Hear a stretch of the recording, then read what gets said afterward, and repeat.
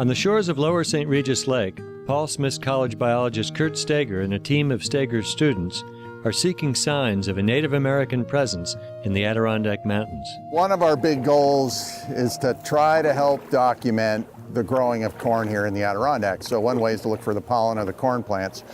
And our short core sample, which will cover a few centuries, is actually appropriate for that because corn growing was relatively recent. The corn came from Central America and was only really widespread in the North Country during the last 1,000 years or less, which is a short time period on our time scales, and only became really common right around the time Europeans showed up. So we've heard rumors from this part of the Adirondacks of having cornfields growing in recent centuries. So we're hoping, because we know there was a native settlement here, that we might find evidence of the corn in recent centuries. Back in a lab at Paul Smith's College, Kurt Steger and his students examined cores taken from the bottom of Lower St. Regis Lake. The samples may or may not contain traces of charcoal and corn pollen left behind by Native Americans who once lived along the shore. Basically, we'll put it in like this. There's a cork in the bottom. So as we push the pipe down, the mud's now coming out the top. And you go down 1 centimeter by putting this spacer in there, and it lets it drop, but this stops it, so it only goes 1 centimeter. See? Now 1 centimeter popped off the top, so you go, put it in the bag. We're gonna need that much space. Yeah, we may need it. So it's gonna be about like that. Here's always the part I'm afraid I'm gonna lose everything. There it is. Okay. If you have your arm angled like this and the water starts coming out, guess where it goes? Right down to right down your armpit. Okay. All right. You want to try it? I can try. So that goes on. We'll use a glass slide, microscope slide, to scrape it off as it comes.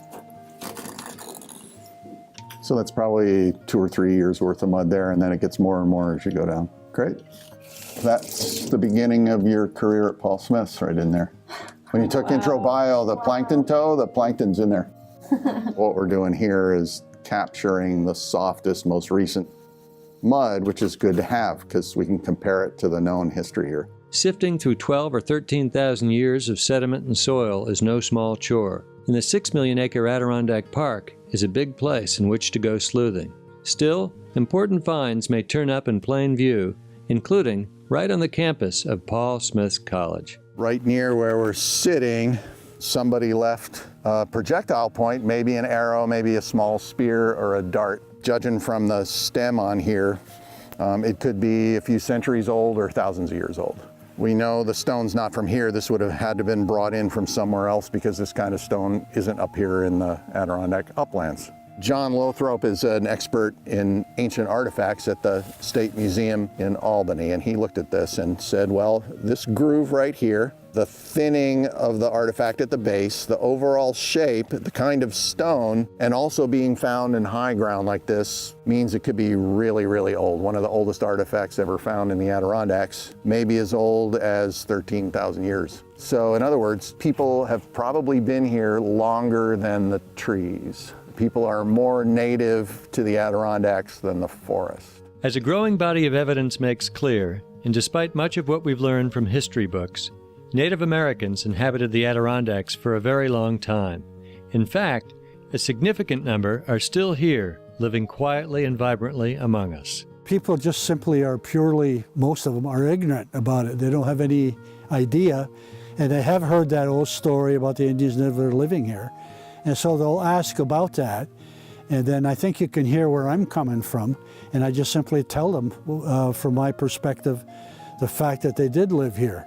There weren't heavy populations. It's similar in a way to contemporary demographics. Today, the heavier populations are down in the valleys, even along Lake Champlain, Albany, near the rivers and so forth. But there's still hardy folk that live here all the time. And I think it was like that in those days past.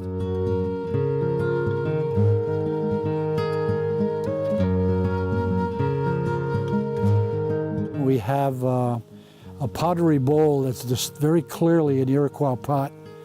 It has 6 castellations or points on the rim, and a type of design, a chevron design, is clearly an Iroquois pot. And that was found at the base or near Silver Lake Mountain, and that's about a 20-minute drive from here.